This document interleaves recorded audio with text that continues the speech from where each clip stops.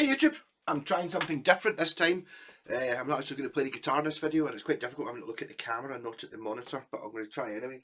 So, kinda going for the Stratocaster 2 Ibanez RG timescale. Kinda don't have all of the bits, but addition in the edit. So, a Strat, right? Guitar 1, 2, 3, 4, 5, right? So in the comments, which one is at what point is it still a Strat?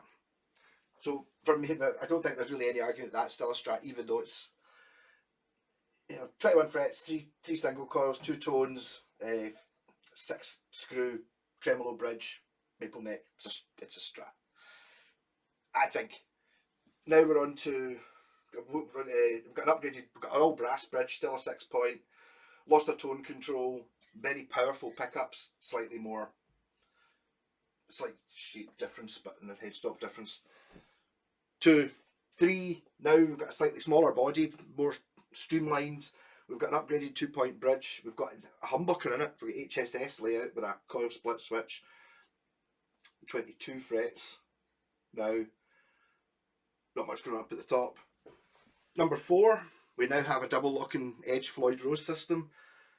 It's no longer got the chamfers on it. It's kind of, well, it's got binding. It's a flat top. Two humbuckers, both coil splittable. 24 frets. Still quite a stratty feeling neck. Painted headstock with a clamp on it at the top. And then number 5, I'm just calling it an RG. It's a Paul Gilbert one. RG is very similar. I've said it about 10 times. We've still got the Floyd Rose. We've now got an HSH layout. With a slightly fancy switch, and we've got to still maintain the 24 frets. We've now got a flat wizard neck, not that one, but for the purposes of this, we're just going to call it a wizard, which is very thin and very wide. The chamfer's actually back on the top, but it's now got it doesn't have a rounded edge, and it's a little bit more pointy. So at which point is that still a Strat? I know Scott's vote's going to be number 5 because he says it's still a Strat.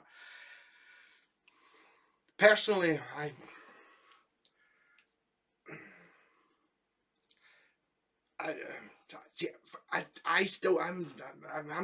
think Kerry Scott's been a Strat there. I think this is still a Strat. So for me, I think, if you're going to argue that one's not a Strat, but the argument's going to be made that this one isn't either. Mind you, it's just got like a humbucker. It's slightly. I think I'm going to go for 3 being still a Strat. I think. If someone said the guy on stage playing a red Strat, you would go that. You would know that. So 1, 2, 3, 4, 5 comments. Go. Rock on. So you basically start off with Ibanez. We're doing these as well. This isn't an Ibanez, but it's very much a Strat copy. This one's got the bullet truss rod. So this is a 72 copy or something like that. So you've got your 6-point Stratty trem, 3 single coil pickups, 3-way switch, 2 tones, volume. This one doesn't have a 1-piece maple neck. It's actually a Japanese guitar. It's a tempest, but it's a very good copy of a 70s Strat. So you start off with this, making these, and then, to be honest, we're kind of making them. A lot of these guitars were sort of better than what Fender were making at the time. Then they moved on to sort of start doing their own version. The first one was called the Roadstar with an E in it. They made that from like the late 70s, which was pretty much very similar to this, apart from it didn't have a scratch plate. It had like pickup rings for the 3 pickups, but it's pretty much like this. This is a Blazer from 81, 82, 81, but it's 82 model. So they've already started improving the Strat. As you would say, you've got a solid brass bridge, brass saddles, big brass block on the back. You've got good tuners. These are Ibanez Smooth Tuner 2s.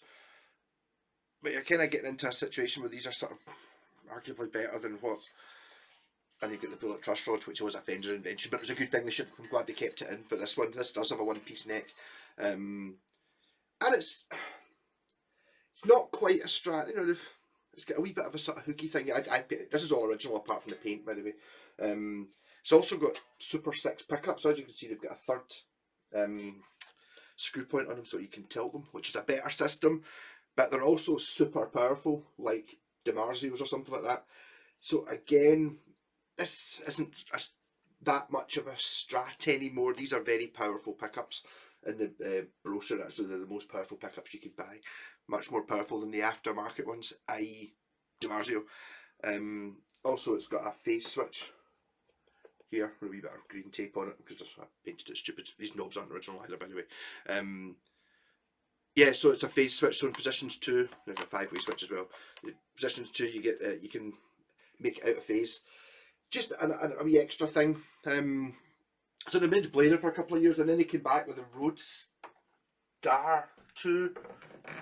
So it went Roadster, and then Roadstar 2, or Roadster, Blazer, Roadstar 2. They started out, I'm kind of skipping a wee bit there. There was a couple of years where they were very much more like the Blazer. That was a quite high up one. That's a BL 450, something like that. So there are cheaper ones which didn't have as much chamfering. They had less powerful pickups and maybe didn't have the brass. You know, that was like the deluxe model. They kind of made Roadsters for a couple of years, and then they get Alan Holdsworth to design a guitar, which is what this is a copy of. Sort of, well, it's an Ibanez. This is an 86 RG 140, but this guitar pretty much came out exactly like this in 84, where it's basically exactly the same, apart from it's an RS 140 and not an RG 140, and it's got a maple neck. Apart from that, I think it's identical. But again, here's an improvement with the bridge. This is it's a fantastically bendy and return to pitchy thing. Got a push-pull pot, which splits the Super 70 pickup. You get HSS. The Alan Holdsworth model doesn't have. It's just got a humbucker in it, but this one's got kind of poleless covers to hide the fact, so it looks like it's just got a humbucker on it. The Alan Holdsworth one's very similar to this, apart from it's like aircraft grade metal is used, and I think it's an ebony fingerboard, but it's basically, they did a similar thing with Steve Vai's Gem, which I'll get to in a minute, where they've, yes, we'll make you your signature guitar exactly to your specs, yes, but we're also going to make one which is basically the same, but without any of the fancy, without his own signature pickup, without, you know, just a more normal one for mere mortals to afford. I love this guitar. Again, keeping the go-to solid smooth tuner pickups. Yes, and it's also a more svelte body, a bit more reduced in size. A sports Strat, if you will, but still a Strat, I think. You'll notice that the headstocks, you actually see them. The headstocks, this is like some Japanese sword thing, like on the end of a pike. I don't know what it's actually called, but actually it got smaller. That was quite big on the Roadsters and the Blazers, and then it gets smaller when you go to the Roadstars 2s. Next one I'm going to is this one. This is an 86 RG530. Again, these are RGs because they changed from RSs and Roadstar to RG Roadstar guitar in 1986. So even though the models might not have changed very much, you can see it still says Roadstar on the headstock. Roadstar 2 series. The ultimate expression of craftsmanship. Pretty good. Yep, so this model, but not in this guise, came out again in the 84, the same time as the red one. It's an RG1, it's an RG5, so it's significantly higher up the range, this one. But that bridge, which was their own design, they kept using. They didn't want to get a Floyd Rose option, or they couldn't get a Floyd Rose license, so the 84 have got their own design bridge, which is a big clumpy thing, which I've never actually, they're kind of alright, but they wear out and you can't get parts for them, and they leave a stupid shaped hole you can't prop a Floyd in. So this one is the first one to come with the Ibanez Edge Void Road system. So we've got the clamp up at the top that's screwed through. We've got Floyd Rose, which does it's got some up end, double lock. It's got their own proprietary pickups with two push pulls, whatever they are. Oh, no, I changed them for pull push pulls instead of push pushes. For coil splits, 3-way switch, 24 frets, noticeably. So you're now getting more. You can kind of see this is getting towards the Steve Vai gem, really. You get the 24 frets. It's still quite a stratty neck, but it's got binding on it, which I think makes it not a strat anymore. And it's got the Floyd Rose and the switchable pickups. So that was 86. In 87, the Steve Vai gem came out, which Steve Vai kind of designed from scratch, but it's kind of not that different from that. So this isn't actually a gem, this is a Paul Gilbert model, but the basic difference between this and a gem is, or a normal RG, is the pickup selector, and it's only got a volume control, and they're in a different place, so they fit inside this painted on F-hole. But the principles are kind of the same. Also, it's got a reverse headstock. They would normally be that way around, but it was 87 that this headstock became a thing, or that way around. It was on the Destroyers before that, and this shape, but this thing with the sort of V thing in below and the Ibanez logo was an 87 thing. You can actually get that red guitar from Japan, from Korea in 1987, which basically looks exactly the same as that, apart from it's Korean and it's got this headstock on it, and apparently they're not as good according to Mr. White. Yeah, so now we're on to the gem, which has HSH wiring, which was a Steve Vai invention, I think, but well, he did it in 87. I do know that Westtone had an HSH guitar in 1983 or 1984, 84. But they also had an SHS, which obviously nobody else ever copied. So I don't know how much he invented it. He might have invented the way the switch works. So with a 5-way switch, you've got humbucker, and then in position 2, it's automatically splits this down to 1 coil, so you get position 2 on a strat. Middle is the middle pickup. Next one is the neck pickup split, so you're getting like 3 strat sounds in the middle and then a humbucker on either end, which is a Steve Vai invention. The Floyd Rose is back. This is actually a less impressive than the Edge Floyd Rose. I forgot to mention that the Edge has see if you look at the way the Floyd, it's just this metal base plate goes against these posts, which is your friction point on the Edge system. I don't think I'll be able to get it close enough for you to see it, but the reason it's called the Edge is, you can sort of see it there. See, it's not actually sitting on the base plate. There's a piece of much harder metal that's actually removable and interchangeable that the post sits on for no friction. I don't know if I get, you can sort of see where it goes in on the Edge if I get the light right. There you can sort of see the slot where there's a piece of metal that's slotted in, but that's like titanium or unobtainium or something super hard, which is kind of oh, we'll take your Floyd Rose. That's typical Japanese, isn't it? We'll take your Floyd Rose license, but we're going to actually make a better bridge than what a Floyd Rose is. This is much more like it's still an Ibanez bridge. It's a low TRS. This is much more like what an actual Floyd Rose looks like. It's a bit simpler. Yeah. So also on the RG, they developed a new type of truss rod nut, which meant that you could get it down to stupidly thin. This is a Paul Gilbert model, so it's a bit fatter, but it's still a very thin and wide and turbo metal type. So also, I don't think Steve Vai's one's got this. This is maybe a later on edition. But basically, this is just an RG. So you can see in small increments, and also, but like I said, with the Alan Holdsworth model, which that isn't, that's a cheaper one. At the same time, they brought out the Gem, which was thousands of pounds. They brought out an RG, which was basically the RG 550, I think it is, which is kind of basically this. It's got a scratch plate, but it doesn't have. There were specific things on Steve Vai's model that were expensive, like the Tree of Life inlay. So instead, you just get dots.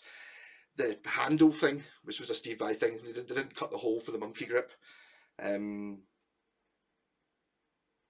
That's kind of all they really changed from the Vai to the RG. Also, Steve Vai introduced this. See the way it's recessed? If you look at his has got like scoops in it, so that you can get much more of an upbend than you could on the edge, because the edge is sitting flat in the body. This is actually recessed into the body, so there's a bit of that with Steve Vai as well. This is actually a later on model, it's quite a low profile. So whether that worked or not, it's still made in the same place. This is a 2002 Fujigen built guitar. These two are 86 Fujigen. This one, apparently it might be a company called Dyna. Don't know, because apparently Ibanez didn't know how to make like one piece, or they didn't have the machine required to make one piece necks, whereas Dyna did. So that's why they did it with this. Whereas before that, Fujigen were just making, well, this could be a Fujigen. I have to film these things to try to find out what they are. Yeah, so the Strat, and basically that, so there's your evolution from, we'll go from 1981 sort of thing, because it's no longer a Strat, to 1987, and then they still look like this. Again, this being a Paul Gilbert one, the only difference is the knobs are in a slightly different place. It's got F-holes on it, but it's pretty much a standard RG, which you can still buy now, still made at the same place. It's survived remarkably untouched. I mean, I know Steve Vai's got a new, the Pia guitar, and it's got different shaped, it doesn't have the monkey grip, but it's got different shaped holes in it. It's a bit more ornate, but I think it's basically the same guitar as the Gem. Yes. So there you go.